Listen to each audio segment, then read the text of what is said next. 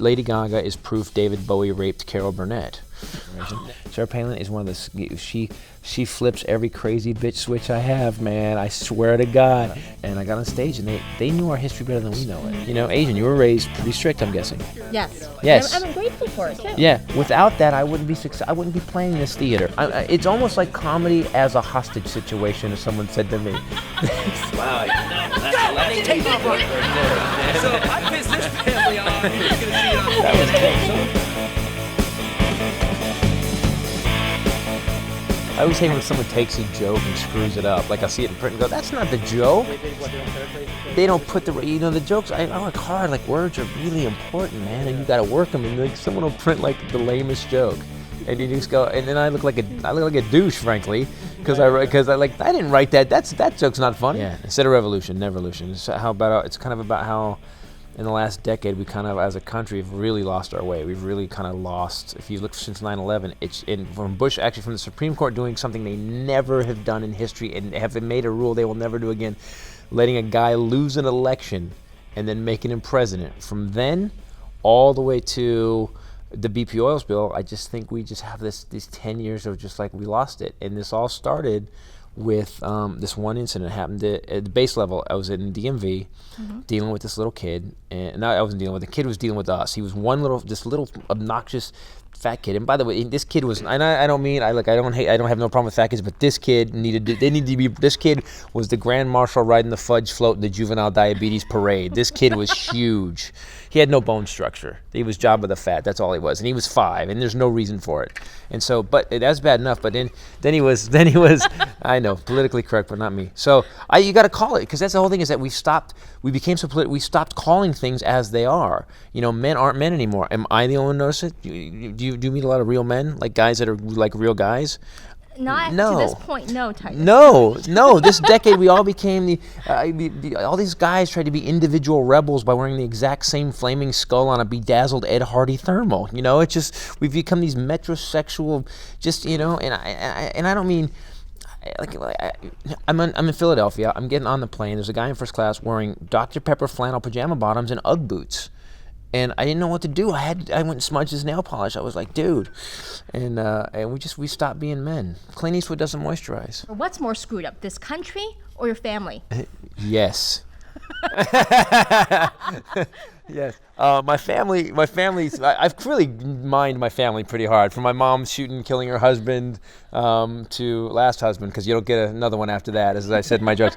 But, to my dad's alcoholism and all this stuff. There's still more to mine. I talk about my family in this show too. I talk about how, my dad was with us growing up. My father, because we've lost the village. That's what this show. So I'm in the DMV. This little kid was just screaming, and he was making the DMV worse, if that's possible. And he was screaming, "Dad, I want to leave. This place sucks. I'm leaving." And the kid heads for the door, and he's 5 years old.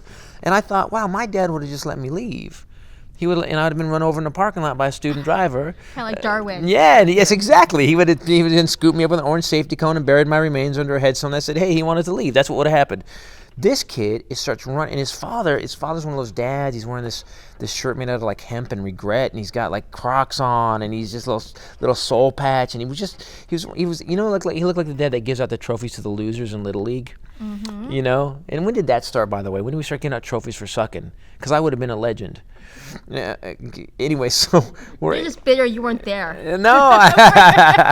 So I'm watching this guy, and this kid needed to be dealt with, and whatever he had to do, and the guy starts to negotiate with him. Colton, he's going, Colton, what needs to happen to transform this behavior?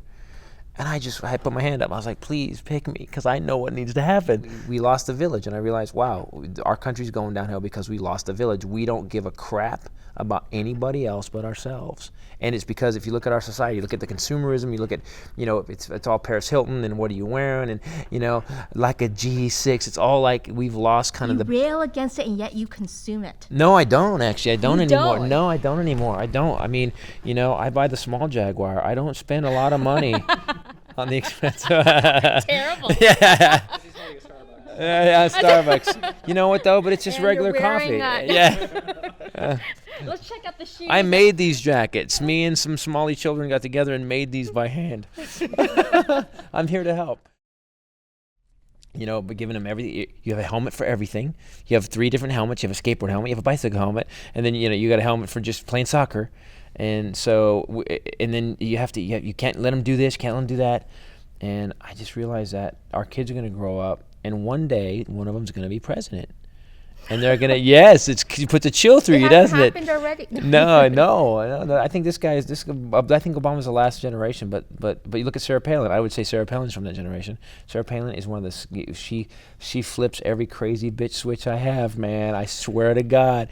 You know what I'm talking about? If you've dated, it's like every switch, man, is like, oh no. And I'm, by the way, be very clear. I'm not a Democrat or Republican. I'm not. I always vote the guy, and I always vote the guy because it doesn't work anyway. If you're so far left, you believe somebody owes you a job, citizenship, and a free heart transplant, then you're mentally ill. And if you're so far right, you believe somebody who doesn't have a job and who's not a citizen deserves to have their heart cut out and sold on eBay, you're mentally ill. And we're all somewhere in the middle. But you have to, going around the country, everybody has this idea. Everybody, like when I say that on stage, people get it. They go, yes, Sarah Palin, yes. They clap. She does flip every crazy bitch. Everywhere across yes, the country. Across the country, you know. And even the people that are like, oh, well, you know, she's a Republican or this, it's like, okay, you're just blind, but they still get that that's not the Republican they want. Mm-hmm. The problem is that the show's called Neverlution because in the past, the American DNA was, okay, this is not going to happen. We're going to get together. We're going to march on Washington. We're going to do something. And we haven't been those people in a long time. And then I went to South Africa and did it. Mm-hmm. And that was scary because I thought, they're not going to, I'm talking about the kind of the downfall of America and how to get it back. Yeah. And I go to South Africa thinking this is just going to eat it. They're just going to look at me like, what are you talking about? I don't know. And I got on stage and they knew our history better than we know it. Like I tour the country. The South Africans knew our history much better than like some of the towns I go to. And then I got even more scared. I was like, oh no. It's like our entire country went to a bad public school. Because we don't know our history. We don't know our own history, yeah. Was the feedback different from that, or they were all... No, I got standing ovation in Cape Town and Johannesburg and in Montreal. We did it in Boston. I got standing ovation. I think everyone's feeling it, and that's a great thing about comics. You know, if you remember George Carlin, and like if a comic hits it at the right moment, like the subject at the right moment, and I didn't mean to. This honestly happened in the DMV. I went home and I told my girlfriend, I said, I'm writing this show because I'm tired. This can't stand. This little kid's not gonna. Yeah, this little 5-year-old is not running me. Yeah, basically this show is all. You know who you are. The show's up basically because I hate a little child. And you know what? How many great artworks have been inspired by the hatred of a child? I think a lot. We're so high in this country. Do you guys know prescription medication is the number 4 killer in America right now? Number 4. Really? Yes, number 4. People at Pfizer are just like, woo, we made the top 5. Wow. Yeah, number 4 killer, and we haven't lost someone to heroin in a long time. I mean, if you look at their label, Heath Ledger, prescription drugs. Greg Giraldo, brilliant comedian, prescription drugs. Brittany Murphy, prescription drugs. Michael Jackson, prescription drugs. Keith Richards still playing his ass off. Well, it's all the stars. We got to keep prescription drugs away with those stars. That's 80%. Yeah, but Courtney Love, look at Courtney Love. She's still standing in stairwells thinking it's an escalator, and she's still around. You deal with quite a number of what I would consider taboo issues. Is anything off limits in your material? No, there's a bit I do on this show about late-term abortion. There's a bit about it because there was a guy. The headlines are getting weirder and weirder. There was a headline. My favorite headline last decade is "Pro-lifer shoots and kills a man in church," and my first thought was, "Wow, do you really need an orientation if you're an organization called the Pro-Lifers to explain the not kill part of that?" Yeah. And this guy, and what the rhetoric around late-term abortion had gotten so big that guys were getting killed. So I wrote this bit. You know, Lenny Bruce said that if you say something long enough, you can take the heat out of it. When he did that racism bit, you know, and so I wrote this bit where literally in the bit I say late-term abortion like 55 times. And I actually say, I said I don't believe any child, I don't think you should ever take a baby from the womb because you don't know what a kid in the womb can be. You just don't know. What if that kid's going to cure cancer? What if that kid was going to be the greatest leader we ever had?